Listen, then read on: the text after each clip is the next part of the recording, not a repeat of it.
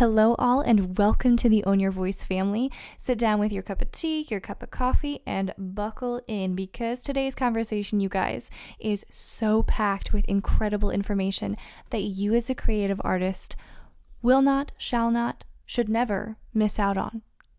It is my honor to introduce to you today a Nashville-based duo, Zach and Maggie White, that sat down to have a really open and honest conversation with me about their songwriting process, but also their process of staying relevant in the Nashville music scene without necessarily being mainstream. So we really talked about this idea of success, and we redefined success and brought it back down to a very approachable level. So if you are an artist that is struggling to define who you are, maybe you don't fit in with a specific niche, or maybe you're burnt out on trying to play the Instagram and YouTube algorithm game and have kind of sold yourself to that but lost yourself as a unique creative artist, we invite you in today's conversation. It is inspirational and it is packed with things that you need to hear. So without further ado, let's go. Welcome to Own Your Voice, the personal and professional development podcast for today's creative artists. Grab a chair and join us. We saved you a seat at the table. Now, here's your host, Gabrielle Stahlschmidt. Well, thank you first and foremost for agreeing to sit down with me and have this conversation. I love sitting down with creative artists because everybody has such a different approach to music and to songwriting and to, since you manage kind of your own career, the business side of things and anything that we can talk about to inspire up and coming musicians and solopreneurs, as I like to call them, would be amazing. So it's just a really candid conversation about who you are, what you do, and kind of what your mission is through your music. Just for all the listeners who don't know who you are, this is Zach and Maggie White. They are a Nashville-based duo that writes a lot of their own music, and they tour also from time to time with the Gettys. And I absolutely love the Gettys. So if you follow them, you have seen the amazing Zach and Maggie in person. So first, I want to dive kind of into your background. How did you get your start? What made you decide to become a duo? And then we'll just dive in from there. Sure. All right. I'll let you start since she doesn't know your story. She knows a little bit of mine, at least Like the start beginning part. start? Yeah. Beginning? You were born in a log cabin. No. Right. All the dirty secrets, right? Yeah. I started playing when I was 4, and I've been playing ever since. Okay. End. No. And let's see, I started classically and kept that up all the way through Belmont, and but did fiddle stuff on the side as well. Yeah. And I guess in early, teens, I would do a lot of fiddle contest. So I always kind of had like the fiddle stuff going along with it, and listened to a lot of different styles of music. Right. And then me and Zach met at Belmont, and that's where we met in Bluegrass Ensemble. And then got married just after college, and You've pretty much been working in the music industry since you were 16. Yeah. I'd played with a lot of bands before then. So it's kind of like, So how much then, really quickly to spin off of that, do you use your classical background for what you do now? quite a lot. I feel like as far as technique goes, it really does influence all of the other styles a lot. And so that's been really handy, and it just gives you a really good facility around the instrument. So that's been very helpful. I try to practice that even when I'm not doing something specifically classical. Sometimes I have more success with that than others. That's probably but... what most of your actual practice time these days is actually still classical music. I think that's so interesting because I know classical music gets such a bad rap nowadays. Because when people think classical, they think immediately like opera and this kind of unapproachable older style art form. But they need to realize it's so important for the technicality of what you do as a musician. So having that as a foundation is something that I think is so incredibly important. So I love that. I love that that's how you started. But kind of explain a little bit about how you got into fiddling. What drew you to that? A lot of just listening. I mean, my dad loved different sorts of instrumental music growing up, and so he would play bluegrass and Celtic. We had like Mark O'Connor CDs and Natalie McMaster and stuff like that. And so I'd listen to a lot of different styles that way. And then it was kind of, I felt like I played more classical, but I always listened to more fiddle stuff. Okay. And so that kind of, I think I think that's one of the main things is just listening to it so much, influences the style a lot. And so then with the classical kind of side by side, I feel like it kind of influences each other kind of thing. Right. So. And now you tap dance too? I already do Irish step dancing. Okay, while you fiddle. A little bit of tap. But mostly incredible. I mean, being able to do that and multitask blows my mind. I am not that kind of talented. I have 2 left feet, if at best. So I think that's so impressive. Now, is that something that you did from a really young age as well? Around, was that probably 12, I think is when I started dancing. Yeah, so not quite as early as fiddle. Fiddle feels like home. Yeah. But yeah, and then I did some dancing, I guess, from about 12 to 16 or so. Yeah. Okay. So, and is that something that kind of ran in the family, or was that all you and your No. I was just envisioning my family all dancing. But I saw Natalie McMaster fiddle and dance, and I thought, I want to do that. I didn't know what kind of dance she did. I assumed it was Irish. I don't think it is though. And so then I started taking Irish dance lessons, and I thought, I want to figure out how to put that together. So that was a very very direct, I saw her do this, okay, I want to figure that thing out. Right. Now, is that something that you do as a duo, or just, with the Gettys, or what? Not yet. Yeah, so right now it's just Gettys. Yeah. Did you do it much even before them, performing? I know you did it a little bit on your own, but did you ever do it with Peter's group? Or? No. No. So I guess I hadn't. It's almost like a skill that got drawn out. It worked really well with Gettys, just being the Irish connection and all that, Right. I think I've done it for some other things in the past, but not every band that I play with. And so I think it's something that we'd like to figure out how to incorporate, but we're also not sure if it works well. Right. But maybe it will one day. It's such a specific color it is. to a show. Just pull it out of the back pocket. So guys, are you ready? Exactly. And now, there's no turn. Any band that has it, it's almost always the last song in the set, because there's no turning back. Once someone starts tap dancing, it's like, we need to take a break after that. That's too crazy. So then do you get nervous whenever you do that? Are you more nervous to dance or play violin, or how does that work? I don't think I generally get nervous. It's usually more nerve-wracking from walking from where I am to where the dance floor is than it is actually dancing. That's good. It's the transition between the two that bothers me a lot. Right? That's great. I can see that. Yeah. It's kind of out of nowhere. And, I always feel like I'm just kind of sneaking up on it. Right. Okay. Yeah, you learn playing on stage with her. That's the moment to watch, because she's actually looking at her, she looks like the Pink Panther over there, kind of. Yes. Is it now? Is now the time? Yeah. Right. How about now? That's amazing. So yeah. And Zach, tell us a little bit about your background as well. Right. Well, of course, we grew up together, and the choir was such a huge part of our musical upbringing. A lot of it too, just that was what like you, our families did. It started. Neither of my parents were musical, so my older brother Jacob saw Itzhak Perlman on Sesame Street and said, "I want to do that."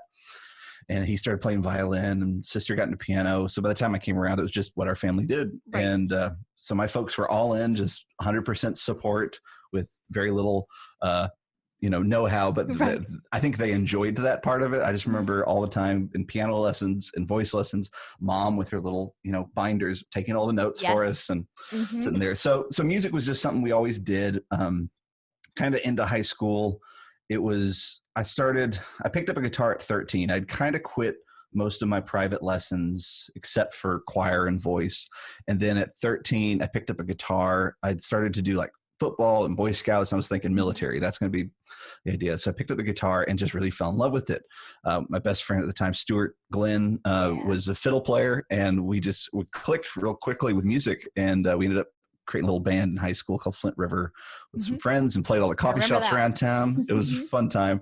And then we had a funny moment because he's a year older than I was. And I think I was 16. He was 17. Might've been the year after that. We were just hanging out, and I kept all right, this year I want to try and book these places. And he's like, I don't know if I want to do this forever. And that's when I realized, I think I do. And it was this kind of, so it's pretty early on then. Yeah, it was mid high school, sophomore, junior year of high school that I kind of knew I really am interested in music. But of course, it was so scary looking at it from afar. Oh, yeah. I didn't know anybody that did it professionally that wasn't a teacher that just taught out of home. Anybody who did touring or whatnot. I didn't really go to a concert that wasn't classical until I was 13 Wow, or 14. Okay. Yeah. Stuart's grandpa took us to go see Ricky Skaggs at the Sheldon. Yes, the best too. Oh, and I loved it. It was great. So I got to tell Ricky that last year. Oh, how amazing. Because he's played with the Gettys Christmas a few times. And I said, hey, and it was actually funny. 2 years ago, Andy Leftwich, which was his fiddle player, was on tour with us. He was playing third fiddle or second fiddle. Was it? But anywho, I was telling Andy, and Andy Ricky never was plays second fiddle. He's so great. Yeah. I said, you guys were my first bluegrass concert and got me on the road going down there. And they're like, oh, really? Oh, that's cool. And they're like, no, it seriously means a lot. They're like, oh, that's nice. Right. They're like, we hear that all the time. We're so inspirational. Exactly. It's just who we are. We just inspire people every day. No, they're the sweetest guys on planet Earth. But anyway, so that really kind of put me in that gear, but I was never 100% committed. When I decided I want to go to Belmont. I talked with great guitarist up in St. Louis, John McClellan. Mm-hmm. I was kind of near the end of high school, and I played for him, and I said, could I possibly make it in Nashville? And he's like, yeah, sure. Which felt so weird of an answer to me at the time. Right. But now that I'm in the music industry, I realize, if you can play most songs and kind of feel in the groove, and you played in a band for a while, technically there's a wide range of what musicians require. And he understands that it's there's so much more than just what you can and can't play. But he took me under his wing for about a year, really helped me with my fingerstyle guitar stuff, taught me a lot of Chet Atkins style playing. Mm-hmm. Of course, John's main focus is classical, but he also wrote a whole bunch of books on Chet. And he kind of prepared me for my audition at Belmont, went to Belmont, but still wasn't 100% committed. It was always, I was Mr. Plan B, because music seemed like this big, scary thing. So I was Army ROTC and a guitar major, which is a very odd combination. A little bit. And all the Army guys will tell you that. We had study sessions. Most of them are nurses or political science or criminology. Mm-hmm. And they'd all be sitting there doing studies, and I'm practicing Bach in the corner. Right. And they're like, we were all doing homework, Zach. I said, yeah, me too. Yeah. They said, that's your homework? So, but I only did it for about 2 years, and it hit that breaking point of going, either I commit all the way or I don't. Right. Because decision times are coming up of classes that I'm going to take. I came to Belmont to be in the bluegrass ensemble there, and all the ROTC requirements were at the exact same time that bluegrass ensemble was. And I was just getting really frustrated. And I wasn't doing well in the Army. It wasn't a great match for a lot of other reasons. And I just thought, okay, I'll commit. And it was the best. And the day I walked into bluegrass ensemble, I met Maggie and 2 other bandmates that ended up being in the first band that we put a record out with. Wow. So it was, meant to be. Yeah, it was great. Now I know. And then, sorry, go ahead. No, that's fine. Music is a scary field, because it's one of those things where it's always changing, and being able to make it is so subjective. I mean, you could have all the skill in the world, but not have the right connections, and it just not be the right timing. So what for you mentally was kind of that turning point in yourself where you said, yeah, this is definitely what I want to do? It was, man, that's a good question. I don't know if it was necessarily like a moment in time, but rather a realization of a shift in the mind that had happened. Definitely in high school, I think it was an end of college or end of high school. Mostly was really looking at, I have to choose what I want to start looking at in life. And I've been really bad about recognizing the things I absolutely love and going headstrong at them. I'm Mr. Optimist. I just like everything. Everything's wonderful. Maggie can attest to. I can tell. I can say that. I could turn that into a job anytime. Right now, in the middle of all this quarantine stuff, I'm having to do other type of work. And I was telling her, no, I couldn't do this as a full-time job all the time. I actually don't like this. I'm like complete opposite. So if he brings up something that he could do as a job, I'm like, so are you thinking about it? Right? It's like I only ever had one thing in mind. Right. So it takes me. I'm usually like way too deep into a thing before I realize, I actually love this more than anything else. Right. And music was that. I was spending all my time just focusing on it. I remember got a little recorder at home and just, oh man, I loved that. And I spent hours recording terrible, terrible music in my bedroom, trying to make something good. Yeah. Trying to go, what in the world is a compressor? I have no idea how this thing works or what it could possibly be. But I would spend 6 hours and it'd be 2 a.m. and I would go to bed going, I guess that means something. If you're spending all your time doing something, that you should probably keep doing that. Right. Absolutely. And I mean, just always being willing to continue to learn and to make bad things at the start too, and realize that that's part of the process. Oh yeah. 100%. Just because you're not perfect at something in the beginning doesn't mean it's not what you're supposed to do. Yeah. So, and I don't know if the story is the same for you, Maggie, kind of that point of when you decided to really go after music. I don't remember that part, but I do remember like whenever I realized that touring was a thing. So like I as soon as I started playing violin, that's all I wanted to do. And then I remember, I think it was actually, I'm not exactly sure if it was either Alison Krauss or Natalie McMaster.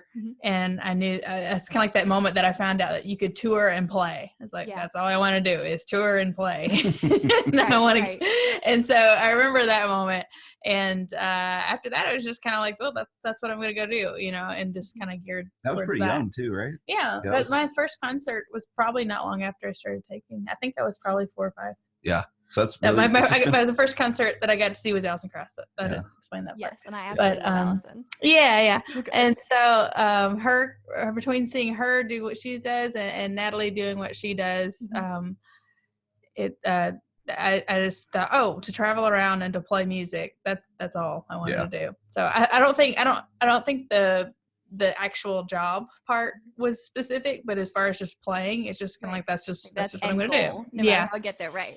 Yeah. Because I tease her all the time because I say, she's never had a real job in her life. She's only ever played violin. Don't you love it when people say that though? You're like, you have no idea how much work goes into this. Right. It's so hard to be fake. I mean,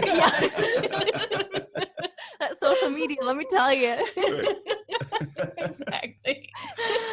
So then kind of talk about after the college years, were you guys always just in that duo together, or did you start after college separately in your music career?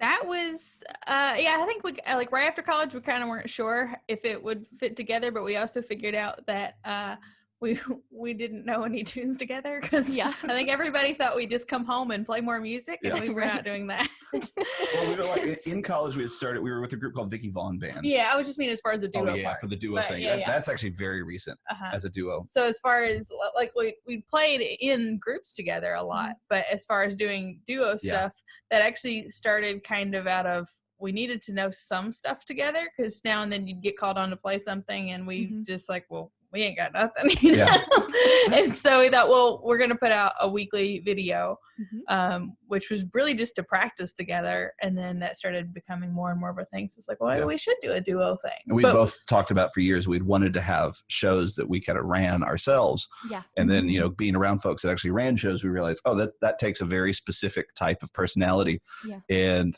maybe we fit two sides of a coin that can be that personality, since neither of us are usually that kind of, especially, some of the folks we work with really classify under that mad scientist, brilliant mind that's really spacey and hard to nail down, but they're so focused in their job and in the show. Right. And neither of us are that way, but we recognize where it's, some of her musical ear and taste are so specific, which is really helpful for someone like me who can kind of say yes to whatever. Right. But then I have got a lot more of a more business and marketing mind. Yeah. So we thought, we could combine those and actually turn this probably into an actual touring show. So. Right.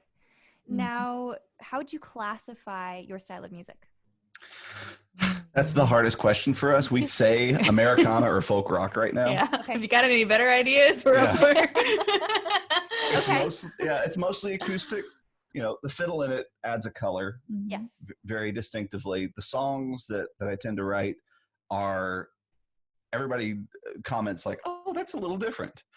But no one's been able to pinpoint exactly what those things are. Which has been very frustrating because it's hard to get part of any association or any group of music that's like, oh, we book these kind of artists. Yes. And we go like, well, we kind of can. Right. We've been on a country radio station because we have one song about a cowboy, but then another song about cell phones doesn't really work. So Right. Cowboys might have cell phones. they might. They would today. Yeah. But they'd like stick to flip phones. They wouldn't get smartphones. Yeah, it'd be like the Razor. Yeah, phone. yeah. Oh my goodness, that brings back memories. I had to have one and I never got one. And I was so mad in high school. Yeah. I was like, I'm not cool if I don't have a Razor. Yeah.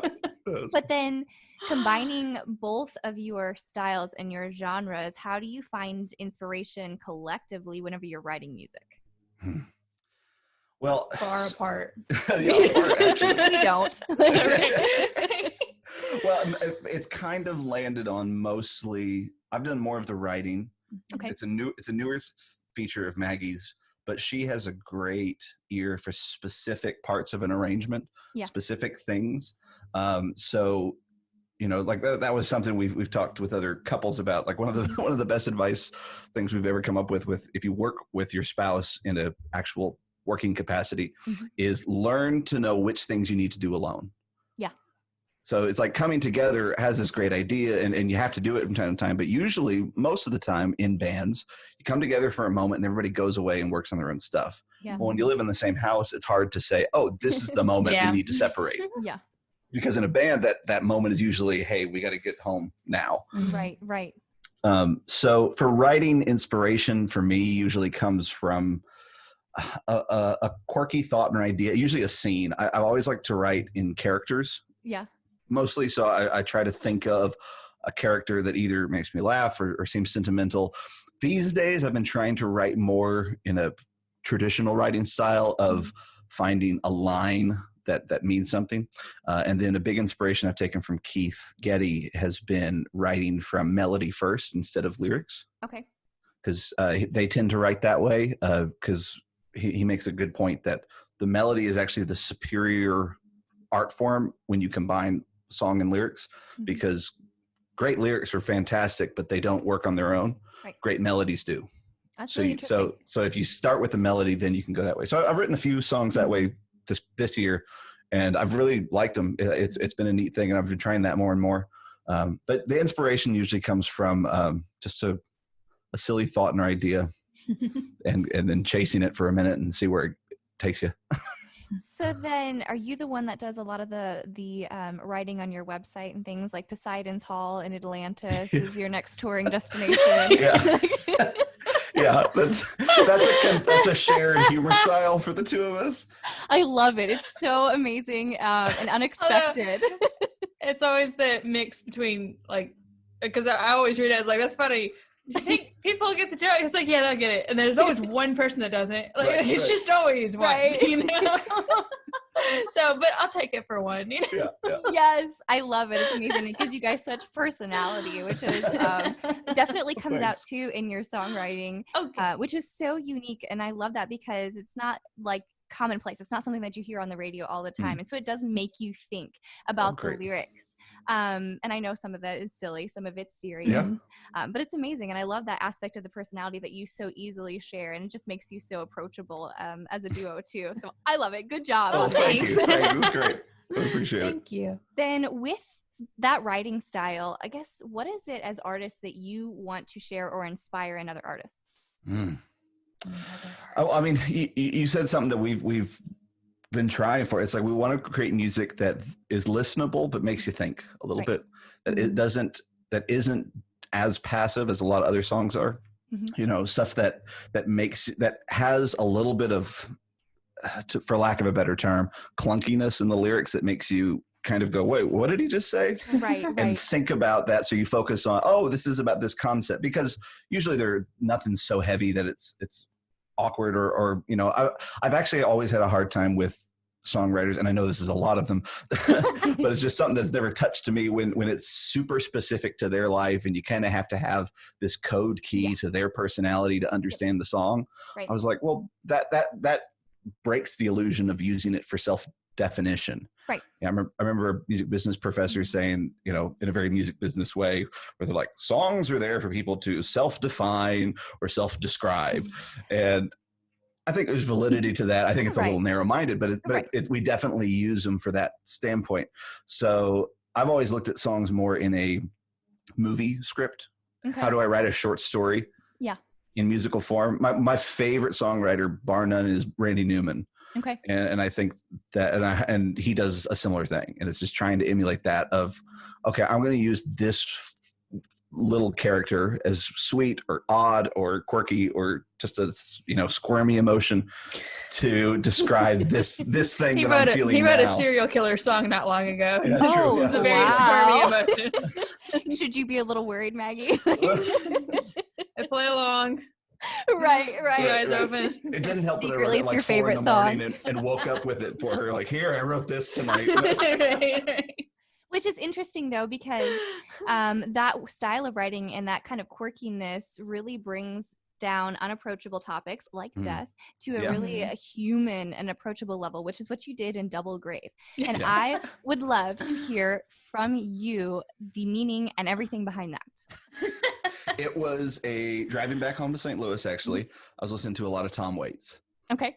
And everyone who knows Tom Waits knows that, you think about death when you listen to him, but his is not in that quirky, approachable manner. It's sort of a, let me listen through the sound of the gravel truck to see if I can picture the melody. But he had a song called "Who Will Put Flowers on a Flower's Grave?" Very heavy, deep was the lyric. And it just twisted me into the idea of a guy sitting in a grave. I actually have the notes on my phone. I just saw the other day. It's the start of my song thoughts. Oh, okay. Nice. Notes okay. on my phone. You've got to just write it down on a napkin. I know. If it's any good, you have to write it down on a napkin. I know that's because we all have those illusions of grandeur of like, Hall of Fame put my display, and mine's like a computer. It's but it's just a phone. A printout of my notes app. No, but it just said that guy in grave waiting on wife. Okay. Was the thought. And then it was a year later that sat there. I had no melody. I just had the idea. I tried writing it for the rest of the drive and nothing. But it was a year later. I think you were on a trip with Runa. I was home alone. And I wrote the song in 15 minutes. Oh, wow. It was like initial idea, wait a year, 15 minutes. See, I think that's so valuable, and especially for my students who I know will be listening who want to songwrite. I think we all get hung up on this, I have to have this idea and flesh it out now, or else I'm just never going to do anything with it. Yeah. So, I mean, to understand that a song takes on so many different seasons, and you might actually start with something that you think is finished and then change it over the course of your career, and that's okay. Oh, absolutely. That doesn't make it unprofessional, or that doesn't mean that you are not meant to be a songwriter. So I think that's really valuable too, that it does take longer for certain things, and you know whenever it's right and when it's time. Right. And I'll say too, it's also the only song I've written in 15 minutes. In that sense, it's it's a year and 15 minutes. Yeah, a year and 15 minutes. That's how long it took to write that song. It's so quick when you put it like that. Yeah. Because usually I'm a drafts writer. I write, a verse and a chorus maybe, or even a full song, and then I come back to it 6 or 7 times and try to rewrite. But yeah, that song was that. And so it was really just it was trying to go for a laugh. How could I use this idea of death to be funny? Yeah. And especially I've thought about it more after the fact, but the what was it? I had a quote when we were doing all the marketing for it that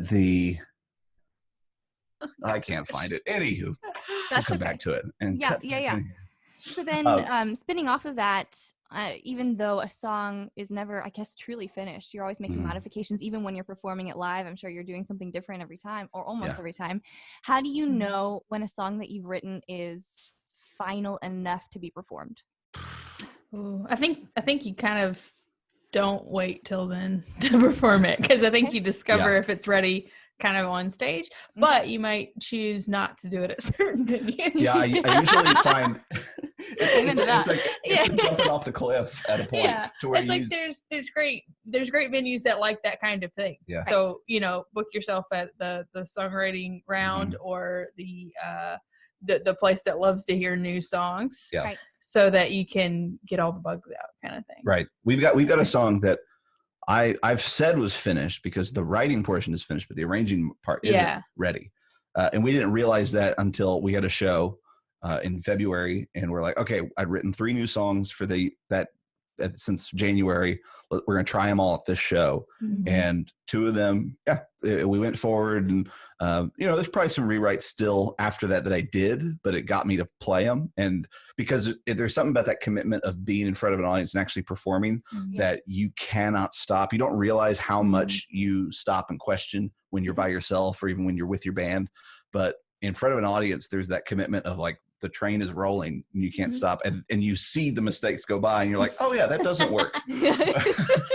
Well, and there's also like, like when you're practicing something a lot, you'll get tired of something, or you think, well, I've heard that enough, I need to shorten it. So this might just be coming down to arrangement stuff. But then whenever you actually play it for people, it's, oh, well, they obviously don't have that melody in their head. So playing this thing twice before we start the verse or whatever it is, it doesn't seem so long. Or the other way around, which you might really love a part and then you get up and play it on stage and it's like that went on forever, And so to answer directly, I would say it's sort of, when I find myself almost going, is it ready?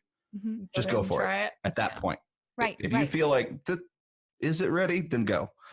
Don't wait for it is, because it almost never feels like it is. Well, I mean, I don't know if you're anything like me, but I am a huge perfectionist, which I am attempting to recover from.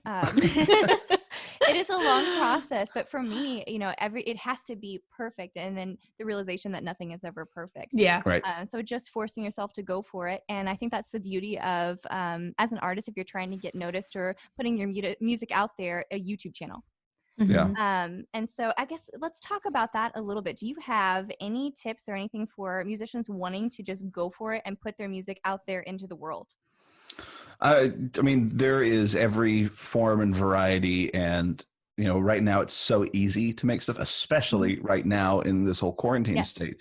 Everyone's making tons of videos. We're literally in between recording videos for something that's broadcasting Tuesday right now. So in a way, it's kind of a wash. Go for it. It's almost, whether or not it's successful or isn't is whatever. You have very little control over that. You can do certain techniques to go for it, but usually that's not authentic to your music most of the time. So it's just start building something and it'll grow. It's a skill like any other thing. If you're a piano player, you had to start with your little scales and your little songs, and you grow and get bigger and get nicer equipment and pianos. And making videos, I think, is the exact same kind of thing. Start with just an iPhone and go. It's funny. There's a songwriter from West Virginia that had contacted me recently. He wanted me to hear some of his songs, give some opinion. He's a great songwriter, really, really good. And the same day he sent me the message on Instagram to listen to some songs, he posted this little song he wrote about quarantine on Reddit, and it blew up, got him to the front page. Oh, wow. And the other day I was just browsing. I was on Reddit, and he was there live and had 6,000 people watching him in that moment. And he was still like, hey, Zach, what do you think of the song? I'm like, you're doing better than I am online. I should be asking your opinion because you're connected with people in a way. But but his production quality, he's got one mic and whatever. I've got all this gear. It doesn't make me a better. So we started with connection. A little tiny mic on the. We did. Oh, our first videos were just our phone going on Instagram. Yeah. And then we jumped over to YouTube. So it's like doing something. It's not that we have answers. We just do it a bunch. And consistency is a big one. Yes. Fans do respond to that. There's a back and forth as to covers versus originals. I'm an originals guy myself. I've worked with a lot of friends that have worked with YouTube artists that do covers, and he's talked about a very specific personality of those people, and there's an ownership of something that they don't own. Yes. That's a little odd. But that being said, I also known plenty of folks that do covers in a great way, that actually add a unique voice to them and bring something original to those songs. So yeah, that's kind of the general thoughts. Online is such a unique space, and we're still figuring it out these days. I mean, I think that's kind of how it always is, because it is so fluid. It's always changing. And just when you think you've navigated it, there's something brand new out there. Right. Yeah. So that's a challenge as an artist too. It's exhausting, especially when you're doing everything for yourself and you're not necessarily with a management team or something. You got to be your own marketer and then the artist that does everything too. Yeah. So then do you guys, or how much stock do you put in all of the challenges that go around, like Instagram, the songwriting challenges and the silly little things out there? Do you guys do anything like that? We've never been those kind of people, I have think we? I've only ever been tagged in like one of those. Yeah. And it wasn't songwriting. It was like, I don't know, use your bow this way or something. Okay. Yeah. But that's not saying that that's the thing to do. It's just our personality. I think that's the thing. It's like, oh shoot, I've got another thing to do. You know? But I don't know. Maybe I'd try it. Right. We hosted a couple weeks ago, like a music festival online for musicians during the COVID thing, and we're just one of the first festival style things to do it, and we got some press from it and some interesting things. And I was thinking, this is the very first time in my life I've ever been relevant to something modern, because our pull has always been that we play these traditional styles of things in a modern way, but we've never been like forefront of whatever. So yeah, those kind of games and fun things on social media, they may be great. I'm the last person to ask because I've never participated. I just don't have the attraction for it. Sure. I'm not saying that they're bad. Just right. Everybody has a different way, right. And those are the things that go viral too. So I guess if you're trying to really grow your social media, then you're always staying on top of those little things too. Right. I'll say, like, one of the things I find chasing the success on those sites, people fail to recognize that those sites the growth that happens on it are based on algorithms. Yes. So especially YouTube, if you're looking to get paid from YouTube the most, then you have to create YouTube videos that bow to the YouTube algorithm, which means they're a 20-minute video, which means it's you talking about yourself all the time. And then you play a song, and usually covers do better. And you have to dress a certain way and act a certain way. And by the end of it, you're not you. Right. You're what YouTube thinks you should be. And what that, down to dollars and cents, a lot of those artists have had trouble touring because they've shared their entire life with their audience online. What mystery is there to go see that person in person? True. That's true. Yeah. So then, talking kind of about your duo as opposed to playing with groups like the Gettys, how do you kind of manage and navigate that, even schedule wise? The schedule part's been really helpful because since Gettys don't tour all year round, it's kind of like any time they usually do like something in the summer, a fall tour and Christmas tour. Okay. And usually like the first half of the year is pretty much always very sparse. There might be, a couple of things here and there, but that part's helped us be able to say, oh, we're just going to, work on our music. We still do freelance gigs for other artists and stuff like that, so it's not 100% just our stuff, but having something that clear of like our main gig is during this time, and then we can have the other time to do our own stuff has been really helpful. Yeah. Okay. We've watched a lot of other musicians handle that, where they have an artist that has a lot of name recognition and tours, and they can earn some good money playing with that artist, and then they also can scratch another musical itch or stretch some muscles that they have in their musicality in another way. And it's really, it all comes down to schedule at the end of the day. And we tend to find that most musicians work on a kind of in these 3-month chunks of time. Sometimes they're doing 2-3 month chunks, like 6 months of touring together. Sometimes it's a tour, a break, recording, a tour. They kind of break it out in that way. So you just find those moments to where those breaks are and go through. And especially the more successful an artist is, usually the touring breaks are larger stints. Right. A lot of pop stars and whatnot, they'll do a 1.5 year tour, but then 2 years off the road. Then the guys that play for those artists they're like, okay, so for those 2.5 years, I'll do my own band, or I'll be a teacher at a school for a minute, or I'll do videos. So it's one of the, I remember in college, Maggie told me once, because she was a good little student and always and would stay up for forever in the middle of the morning to try and just get great grades and stuff. And I was never that guy, so I couldn't understand it. But she told me near the end, she goes, everyone said life only gets busier after school. She goes, I don't know how it can. And I said, I think because music degrees require so many non-credit courses and all this stuff that it actually gets easier. And it does. It does. Although I will say, it was my teacher telling me that. And I'm just like, you're wrong. It's easier now. So much relief. I don't think I've pulled any all-nighters since then. Yeah. which is Right. great. It's like I did my time. Yeah, exactly. Our work is typically front loaded. We put a ton of time into the beginning, and once you reach a state of being able to create music, then time is really important because you've got to find that time to be creative. Right. Yeah. So then for my musicians who are trying to get noticed, how did you even go about linking up with the Gettys? Actually, let's see. I guess I feel like that was kind of just getting to know people, you know, because that's the thing. A lot of times we'll get asked if like somebody will come up and ask us, should they move to Nashville? It's like, oh gosh, that's a loaded question, you know. Right. And it's this combination of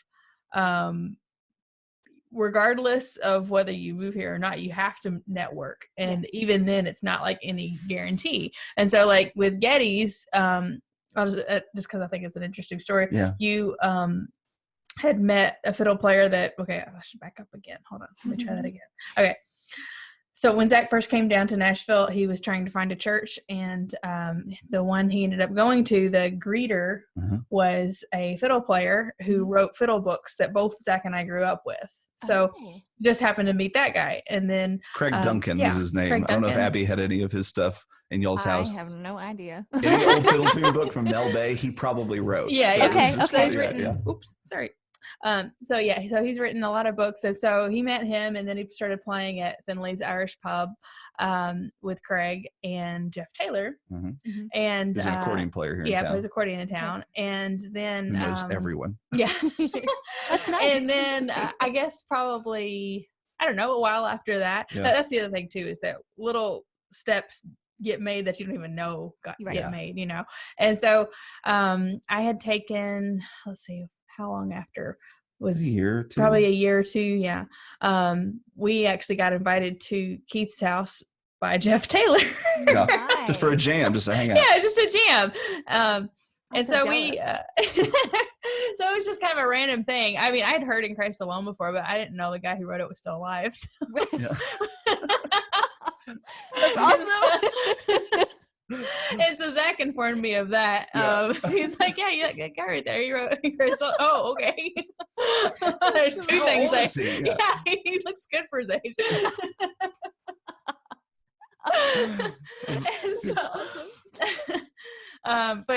So that was just a jam. And then it was still like another year later that they needed a fiddle player to sub for Deborah because she was expecting her second child. And I think it was Jeff, and then also I'd taken a lesson with Andy Leftwich on mandolin, just like a one-off lesson, you know. And he's like, "Do you play Irish music?" And I said, "Yeah, I play some Irish music." He said, "I might throw your name in the hat for something," you know. And so I think it was between him and Jeff kind of recommending that I got an audition. And so I went and auditioned, and it was fall tour and Christmas tour, and I didn't know if anything would come of it after that.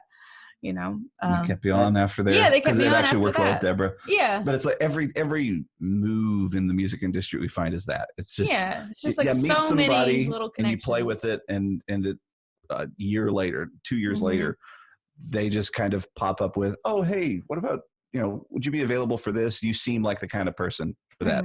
So it's sort of, you know, I've heard it put before where it's when your ability meets an opportunity is when a job happens. You know, there are amazing players in this town that have never had that opportunity. Right. And it could have been as simple as, oh, I'm busy the day of the auditions, and somebody else got it. Yeah. It could have been something much more crucial, like, oh, you know, he's an amazing player, but he smells to high heaven, so don't put him on a bus. You know, you don't know what those other things are, because that's a huge part of every decision I've ever seen in a band. Because that's the other thing. It's kind of like if you're annoying to work with, but a great player, you might get some session gigs, but you're probably not going to get put on a bus. They're all going to be in town because they don't want to spend the night in the same area as you. Yeah. No long drives, just like, okay, we'll hire him because he just shows up, plays, and leaves. Yes. So I think that's really valuable, though, because especially in today's, you know, modern age of technology, everybody thinks that to make it's all about the social media. And granted, social media plays a huge part in it, but it's also the personal aspect of staying visible, going out and playing shows, doing your, you know, paying your dues, gigging, and then just, you know, feet to ground, networking and making those connections. Now, Yeah. I'm sure that that's probably easier to do in a place like Nashville where people congregate, you know, in that scene more readily than it is like in St. Louis where it's not quite as happening in that front. Right. So I guess in that aspect, it makes sense to me why so many people migrate to Nashville and to LA to do that kind of thing. Now, I don't know in your journey how important or relevant it is for you to go like knock on doors for publishing companies or for, you know, to try to get your music noticed. If you've even had to do that kind of work, or if it's just been you going and playing shows and being right place, right time. Yeah. So, you know, everybody's journey as an artist is different. Absolutely. Yeah. It's always that the publishing thing, like we've met those folks, is typically in the higher demand areas of music where it's, you know, country or pop stuff where there's a ton of people. And in those genres, you know, your age is a bigger factor than in folk music where, you know, they don't care. Right. Thankfully. But yeah, time and time again, it's always been, if you're consistent in your quality, then, you know, it's sort of the old Mark Twain quote of the man who always tells the truth never has to remember what he said. Right. So if you twist that around, you can kind of be the person that's confident in the music that they play, the quality in the music that they play, never has to worry that they impress the right person. Right. Because if they're constantly playing high quality stuff, then you can feel pretty good that, you know, hopefully if somebody needs me, they can think of me. Right. You know, the social media thing, good example is that Jeff Taylor guy. He's not on social media. You know, he doesn't see any of the things we do. But if you go to one of his concerts, it's like, everybody's here. Right, you know? Right. So it's, you know, we connect with him because, you know, he plays an accordion trio here in town that we love to go listen to. I know that sounds like terribleness for most folks, but we love it. I mean, there is the didgeridoo, so. Exactly. Well, and that's an interesting, just something we've seen because we're in that world of a little more unique approach to music. Specificity in what you do is also very valuable. Yes. Going after the same mountain that 1,000 other people are going after means that you got to fight more for attention versus, you know, Getty's about a third of the band live all across the country. Someone's in Philadelphia, someone's in Boston, someone's in LA. And it wasn't necessarily because they were plugged into those cities' music scenes, but that they were super specific in what they do. I think of our friend Patrick, who's an uilleann piper. You know, there are very few uilleann pipers in America that can play of a high quality and tour and be personal around because it's such a unique instrument. Now, that being said, he's not getting called all the time for every gig out there, but he's played on a Josh Groban record. He's played on this because it's like when they need that sound, it's like, well, I got 4 people to choose from. Right. That's why our buddy Jeff knows everybody, because he's one of the best accordion players there is. Yeah. And accordion is one of those things you need from time to time. So he's played with Paul Simon and Ricky Skaggs and Vince Gill and all these big name guys because it's so specific. And he's also multi-talented in specificity. Right. He's renowned. He's always that guy carrying a cart of just like, Jeff, what did you bring today? It's a banjo, penny whistles, and accordion, and a bouzouki, and 12 other harmonium. You know, it's hilarious. So that's just one facet of the music industry, because that's something that we were talking about earlier today about. I know I fell into it, especially when you're outside of it. You think there's like 5 jobs: the lead man in the rock group, the band in the rock group, and I don't know, manager. Yeah. And there's so much more. Right. I feel like most people don't even realize they have a manager. Most people don't realize there's a band behind the lead singer. Yes, exactly. Yeah, but no, there's so many jobs I think that nobody ever thinks about. Yeah, that are very satisfying, that put you in music, that have you think creatively. And you know, we've got a lot of friends that we went to school with that were in bands, and they were making the majority of their money from music, but just for some whatever reason in life, they were going, you know what, this isn't exactly what I thought.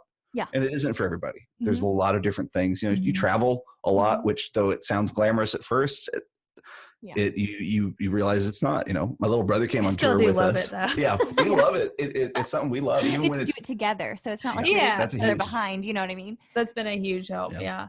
My little brother came on tour with us because he had heard all our stories where we highlight the things that we love. Yeah. And he was working on the merch side and taking photographs.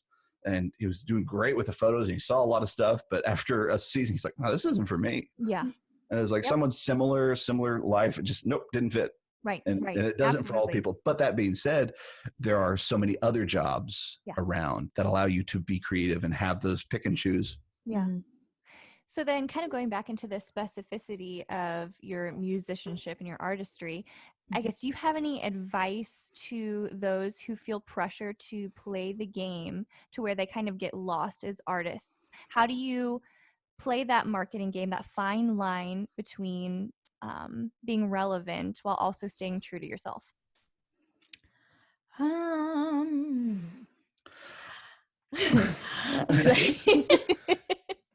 I was just thinking about, like, I like to just focus on, I don't know if this sounds like the answer or not, but like, I like to focus on the art itself as opposed to there's so many just endless comparisons you could do, whether that's other people, other styles, what styles are more popular or whatnot. And I've never been good at even knowing what is popular, so that might help. It's like when I find out about who's really popular, then I find out, oh, that song's 10 years old. Oh shoot. So that's still alive, usually right? Exactly, they're still alive. So I guess that works to my benefit. But I try, especially if I just have any sort of just comparisons list, if I catch myself going there, because you always will catch yourself going there no matter what that list is try to refocus on the art of it. Yeah.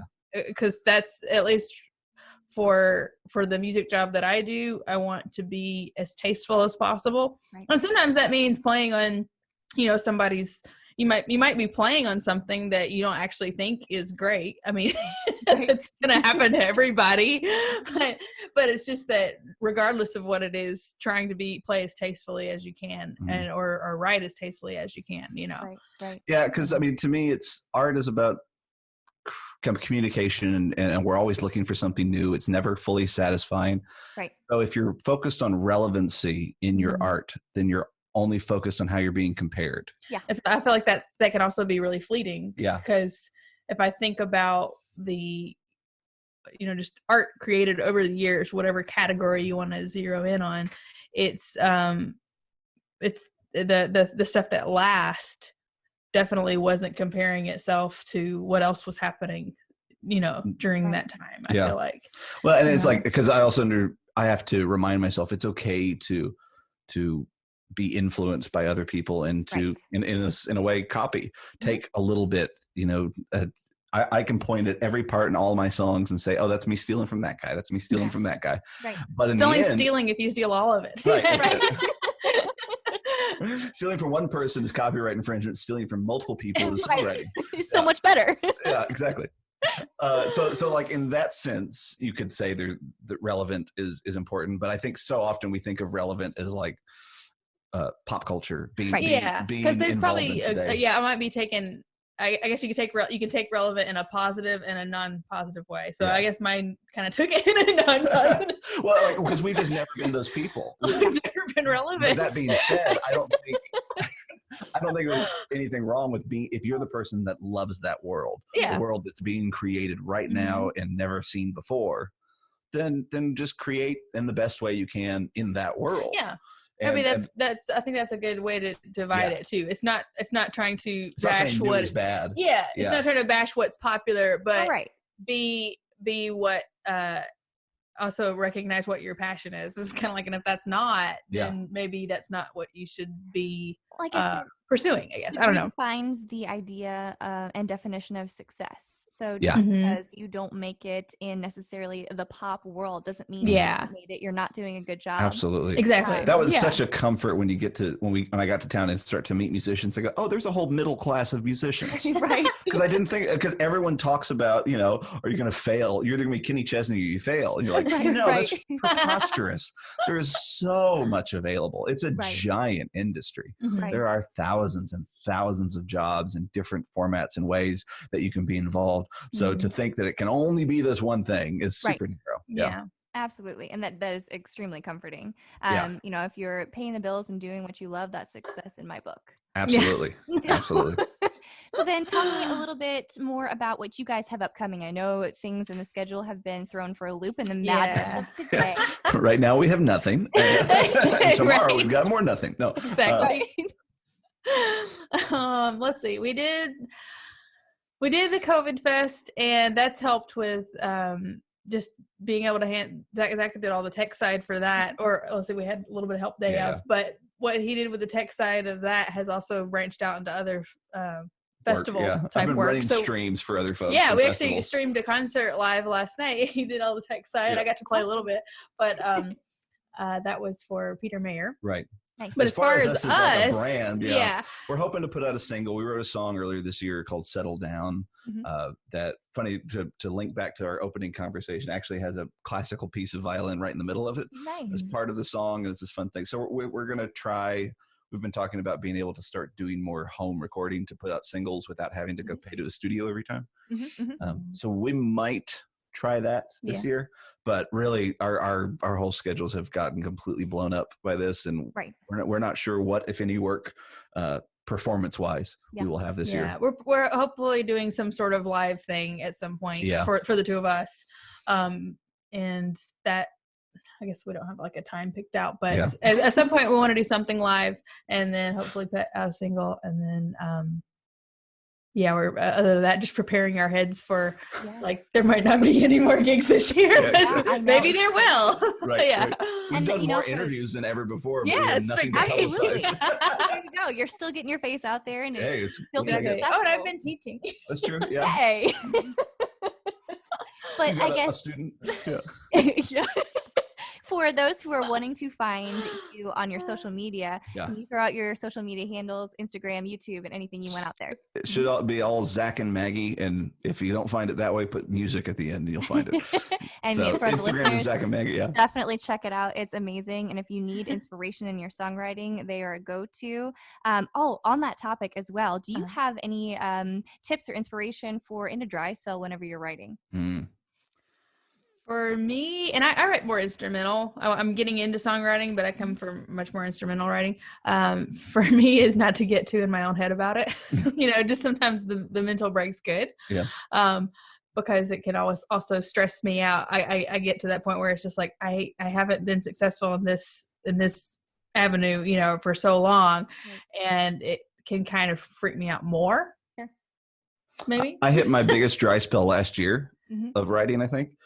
And so I started kind of looking up for tips on songwriting, and every guy I find inspirational in writing, from like Paul Simon to Jerry Seinfeld and comedy writing, all say the exact same thing, which is set a time every day and just sit and write. The biggest one I would say is also, we found this amazing video by John Cleese from Monty Python, where he's doing a talk about creativity. It's really good. It's amazing. And he talks about the difference between an open mode and a closed mode in your mind, and how your closed mode is kind of you're accomplishing tasks, you're doing things. We live most of our days and checklists off in the closed mode. He said open mode is that creative time, and it needs a space-time oasis, a place where you sit for a minute. He said, and give it an hour and a half. You need your brain to slow down. He's like, you need 30 minutes at least to just like get all of the things that come into your mind trying to interrupt. Yeah. To quiet down, it takes at least 30 minutes. And then another 30 minutes to begin to start opening your brain into silliness and whatnot. You need to be able to play and feel like you're open to discuss.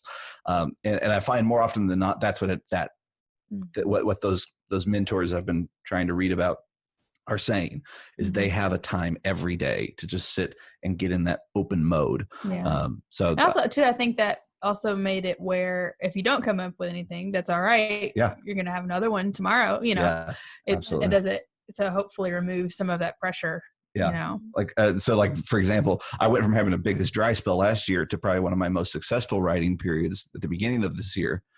And it was from finding that and trying to set the time to go and being really good about saying, I'm just going to sit here for a minute, try to think of something. And then I also found that there are certain activities and places in my life that trigger creative thought. So usually it would be, I can come up with better ideas if I'm either outside by a fire pit or here in my office or whatnot. But to develop the idea, I need to go drive, because there's something about, kind of keeping some of my main focus on the task at hand being driving or dishes or something like that. But driving specifically helps. The driving more often. Ooh, called out. That's good. but that activity keeps my mind focused on that. And then I can let kind of this, it feels like my subconscious coming out. And we had a couple week period where she's like, every time you go out for a drive, you come back with a song idea. Please go out more often.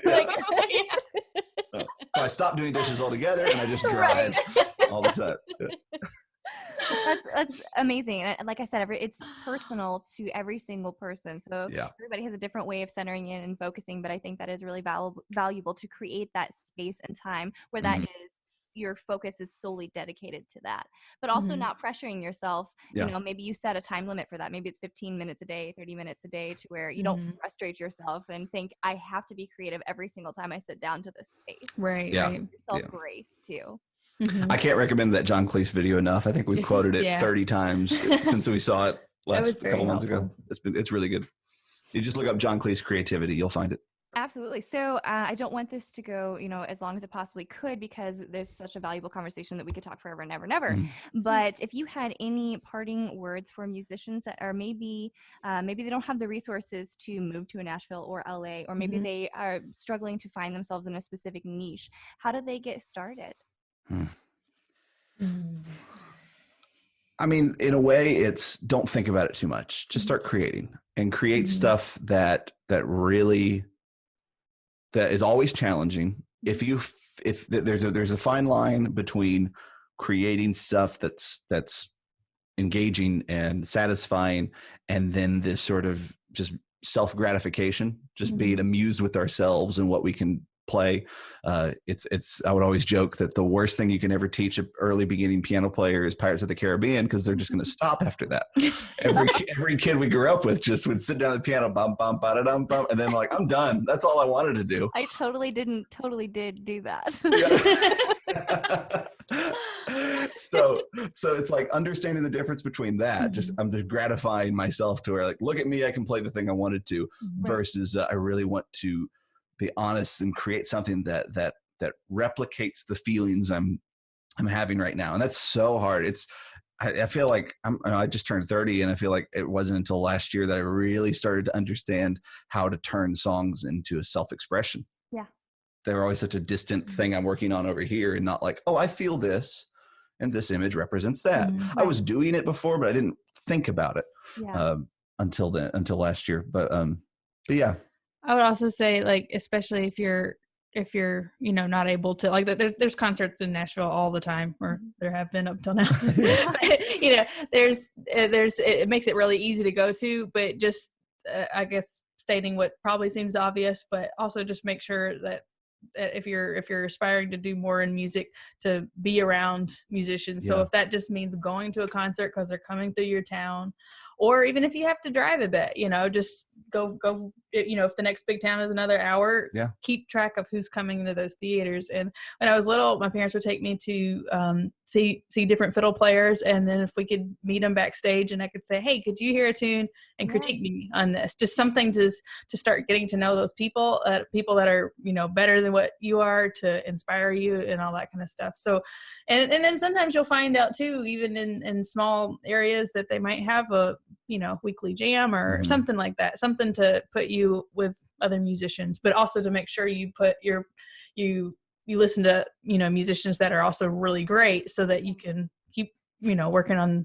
whatever music is equally as satisfying as it is frustrating. And there is no made it.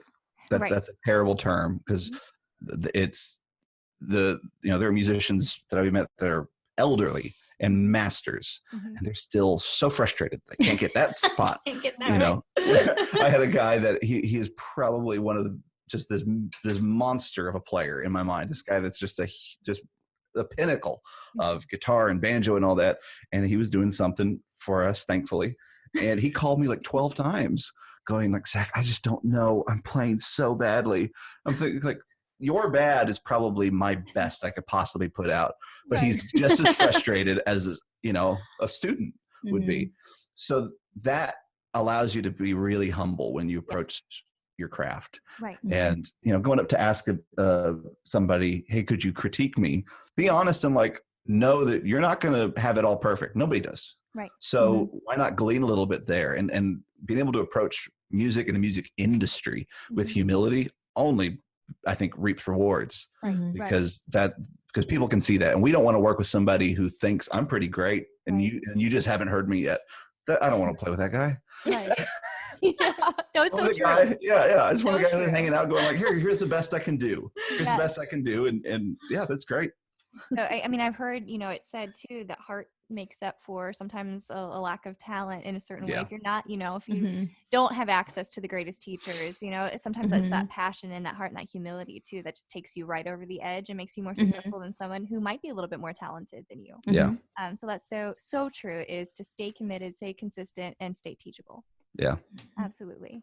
So I am so incredibly glad that you guys were willing to come on this podcast. It's so much informative fun and educational. And I just was sitting down and picking your brain and just figuring out, how you mentally approach things as well. Like I said in the beginning, everybody approaches it so differently. And so just to come back to that point of humility and to also be able to showcase what you do in your music is a beautiful thing. So thank you again. And for the listeners, their Instagram, Zach and Maggie Music, YouTube, Zach and Maggie Music, and their website is Zach and Maggie without the music.com.